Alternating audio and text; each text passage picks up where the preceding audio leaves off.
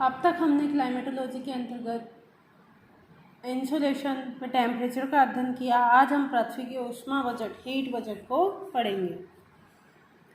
पृथ्वी पर औसत तापमान एक समान रहता है। जो हम अध्ययन कर चुके हैं कि पृथ्वी का औसत तापमान लगभग 15 डिग्री सेंटीग्रेड होता है।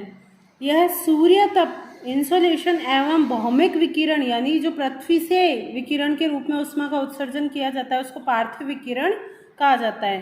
तो यह इंसोलेशन व पार्थिव विकिरण में संतुलन के कारण ही संभव हुआ है। इंसोलेशन यानी सूर्य से प्राप्त ऊर्जा और पार्थिव विकिरण यानी पृथ्वी से विकिरित ऊर्जा, इसमें संतुलन के कारण ही संभव हुआ है। इस संतुलन को ही पृथ्वी के हीट बजट के नाम से जाना जाता है। अगर हम बात करें हीट बजट की, तो पृथ्वी के ऊपरी सतह पर प्राप्त होने वाली कुल ऊष्मा को अगर 100 इकाई मान लिया जाए, अगर हम ये मान लें कि इंसोलेशन का जो भाग पृथ्वी को यानी जो 2 अरबवां भाग सूर्य प्रकाश का पृथ्वी को प्राप्त हो रहा है उसे अगर 100 इकाई मान लिया जाए, तो इसमें से 35 इकाइयाँ हैं वो पृथ्वी के धरातल पर पहुंचने से पहले ही अंतरिक्ष में लौट जाती है। यानी 100 में से 35 वापस अंतरिक्ष में चली जाती है। तो इसे ही पृथ्वी के एल्बिडो के नाम से जाना जाता है। तो सौर विकिरण की इस मात्रा को 35 इकाई को पृथ्वी का एल्बिडो कहा जाता है। इन 35 इकाइयों में से 27 इकाइयाँ बादलों के ऊपरी छोर से तथा 2 इकाइयाँ पृथ्वी के हिमाच्छादित क्षेत्र द्वारा परावर्तित होकर अंतरिक्ष में लौट जाती हैं। शेष इसको हम विस्तार से अभी पढ़ेंगे, एक बार इसकी रीडिंग मारते हैं। शेष 6 इकाइयाँ प्रकीर्णन द्वारा अंतरिक्ष में लौट जाती है। यानी ये 35 इकाइयों में से क्या हो गया, 27 इकाई तो बादलों के द्वारा, 2 इकाई पृथ्वी के हिमाच्छादित क्षेत्रों द्वारा और जो 6 इकाई है वो प्रकीर्णन के द्वारा वापस अंतरिक्ष में चली गई। यानी टोटल 35 इकाइयों का पृथ्वी को गर्म करने में कोई भी, यानी पृथ्वी की एनर्जी में कोई भी योगदान नहीं है। शेष जो 65 इकाइयाँ आती है उसमें से 14 इकाई वायुमंडल के द्वारा और 51 इकाई जो है 51 जो है वो किसके द्वारा, पृथ्वी के धरातल द्वारा अवशोषित की जाती है। यानी ये 65 इकाइयाँ पृथ्वी को प्राप्त होती हैं। पृथ्वी के धरातल द्वारा अवशोषित 51 इकाइयों में से 17 इकाइयाँ वापस अंतरिक्ष में लौट जाती है। शेष 34 इकाइयाँ वायुमंडल द्वारा अवशोषित होती है।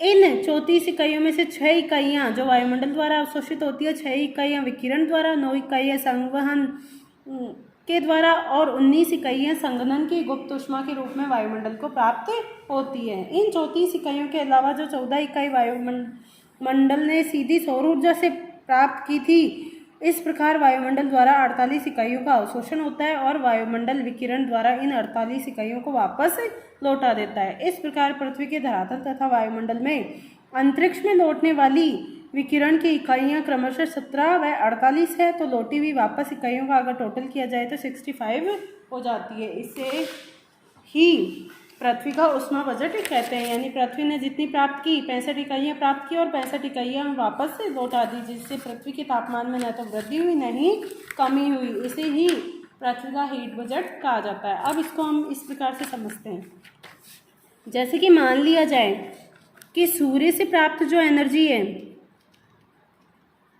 जिसको क्या कहते हैं, इंसोलेशन कहते हैं, इंसोलेशन है, इसको अगर 100% माने जाए कि ये 100% है या 100 इकाई है, तो इसमें से क्या होगा, इन 100 इकाइयों में से जैसे ही ये वायुमंडल के ऊपरी भाग में प्रवेश करेगी तो 27 इकाइयाँ तो क्या होगी, ये जो बादल है इनके द्वारा 27 इकाइयाँ परावर्तित कर दी जाएगी। यानी 27% वापस परावर्तित कर दिया जाएगा।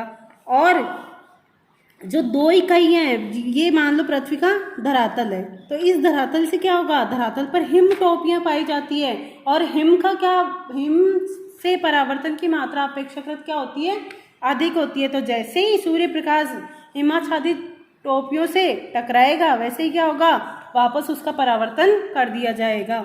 तो 2 इकाइयाँ सीधी और सीधी पृथ्वी के धरातल से परावर्तित हो जाती है और 6 इकाइयाँ जो होती है वो क्या होती है, प्रकीर्णन के द्वारा।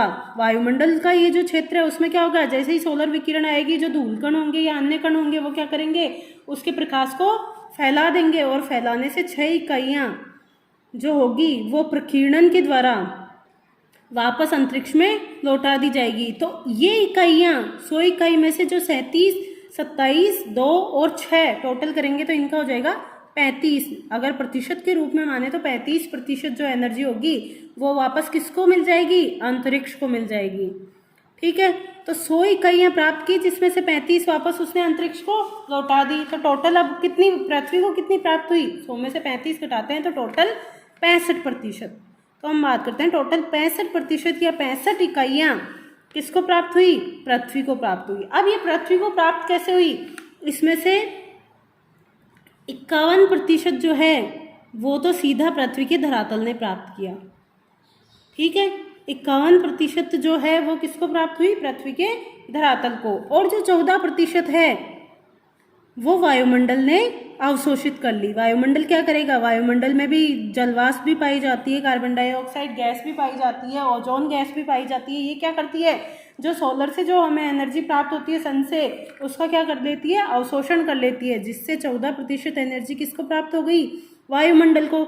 अब तो ये टोटल हो गया 51% धरातल को और 14% वायुमंडल को। अब ये जो धरातल को 51% इकाइयाँ प्राप्त हुई है, अब ये क्या करेगा? इसमें से 17% तो सीधा ही सीधा परावर्तन कर देगा, यानी 17% इकाइयों को ये सीधा क्या कर देगा? अंतरिक्ष में विकिरित कर देगा। तो इसमें से 51% में से अगर 51%, चलो यहाँ पे बात करते हैं अपन, 51% जो धरातल ने प्राप्त की, इसमें से 17% का तो क्या कर देगा? सीधा अंतरिक्ष में परावर्तन या विकिरण कर देगा। ठीक है, ये सीधा 17% अंतरिक्ष में चली गई। इसके अलावा क्या करेगा? इसके पास कितना बचा? 48% बचा, नहीं 34% बचा। अब ये 17 इसमें से निकल गया तो 34% है। अब ये 34% जो बचा इसके पास, ये क्या करेगा? वायुमंडल को देगा। वायुमंडल को कैसे देगा? अब इस 34% में से देखो, इसने बताया था कि 6 इकाइयाँ तो विकिरण के द्वारा, यानी रेडिएशन, पार्थिव विकिरण के द्वारा 6% वायुमंडल प्राप्त करेगा। इन 34 का अगर विभाजन किया जाए तो 6% तो विकिरण के द्वारा वायुमंडल प्राप्त करेगा। जो पार्थिव विकिरण होगा उसका अवशोषण कर लेगा तो वायुमंडल को प्राप्त होगा। और जो 9 इकाइयाँ होगी ये संवहन के द्वारा, वायुमंडल में वायुमंडल के गर्म होने की प्रक्रिया कैसे होती है? संवहन के द्वारा। तो संवहन के द्वारा कौन प्राप्त करेगा?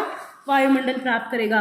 और 19% जो होगा वह संघनन की गुप्त ऊष्मा। तुम जानते हो कि जब कोई भी द्रव, कोई भी गैसीय पदार्थ है वो द्रव में चेंज होता है, तो उसने जो द्रव से गैस में रूपांतरित होने के लिए जो अतिरिक्त ऊष्मा दी थी उसको वापस छोड़ेगा, तो इसे कहा जाता है संघनन की गुप्त ऊष्मा।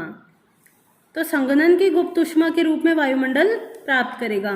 तो इस प्रकार से देखेंगे तो ये कितनी हो गई? 34 इकाइयाँ वायुमंडल ने ये पृथ्वी के धरातल से प्राप्त की और 14% उसने क्या किया था? सीधा अवशोषण किया था। तो इस प्रकार से वायुमंडल ने टोटल कितना प्राप्त कर लिया? 48%। 48% हो गया। तो इस प्रकार वायुमंडल ने टोटल सोलर और पृथ्वी दोनों की मिलाकर सोलर रेडिएशन यानी लघु तरंगों के रूप में 14% प्राप्त किया और दीर्घ तरंगों के रूप में 34% प्राप्त किया। इस प्रकार वायुमंडल का टोटल अगर हीट बजट की बात की जाए तो 48% प्राप्त किया। और ये 48% ही पूरा का पूरा क्या करता है? विकिरण के माध्यम से अंतरिक्ष में छोड़ देता है। तो इस प्रकार से 17% धरातल के द्वारा अंतरिक्ष में छोड़ा गया और 48% वायुमंडल के द्वारा। तो टोटल अगर बात की जाए तो टोटल धरातल और वायुमंडल के द्वारा विकिरित ऊर्जा की मात्रा कितनी हो गई? 17% प्लस 48% या इकाई। तो टोटल अगर बात की जाए तो टोटल हो गई 65 इकाइयाँ या 65% एनर्जी वापस उसने क्या कर दी?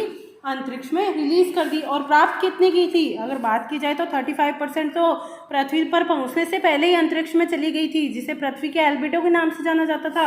और 65 इकाइयाँ प्राप्त की थी, 65% एनर्जी प्राप्त की थी और वो 65% वापस उसने अंतरिक्ष को लौटा दी। तो इस प्रकार से पृथ्वी क्या करती है? सोलर सन से जितनी एनर्जी प्राप्त करती है वापस उसको अंतरिक्ष में विकिरित कर देती है, जिसके कारण पृथ्वी के औसत तापमान में न तो वृद्धि होती है और न ही कमी होती है। तो इसके कारण ही पृथ्वी का औसत तापमान बना रहता है। इसे ही पृथ्वी के हीट बजट के नाम से जाना जाता है। लेकिन वर्तमान में अगर देखा जाए तो क्या हो रहा है? इस हीट बजट में असंतुलन उत्पन्न हो रहा है। इस असंतुलन के लिए जिम्मेदार है वायुमंडल में पाई जाने वाली कार्बन डाइऑक्साइड गैस। तो ये वायुमंडल में पाई जाने वाली जो कार्बन डाइऑक्साइड गैस है, एक तो ये धरातल से जो विकिरित हो रही है इस एनर्जी को क्या कर रही है, एब्जॉर्ब कर रही है, और वायुमंडल में जो एनर्जी प्राप्त हो रही है उसको भी क्या कर रही है, एब्जॉर्ब कर रही है। पार्थिव विकिरण का एब्जॉर्ब करने के कारण जो पृथ्वी का औसत तापमान है वो क्या होगा, अंतरिक्ष में जाने वाली ऊर्जा को कम कर रही है, आने तो दे रही है लेकिन जाने वाली ऊर्जा को कम कर रही है, जिसके कारण पृथ्वी का औसत तापमान लगातार बढ़ रहा है। इसे ही ग्लोबल वार्मिंग की संज्ञा दी गई है।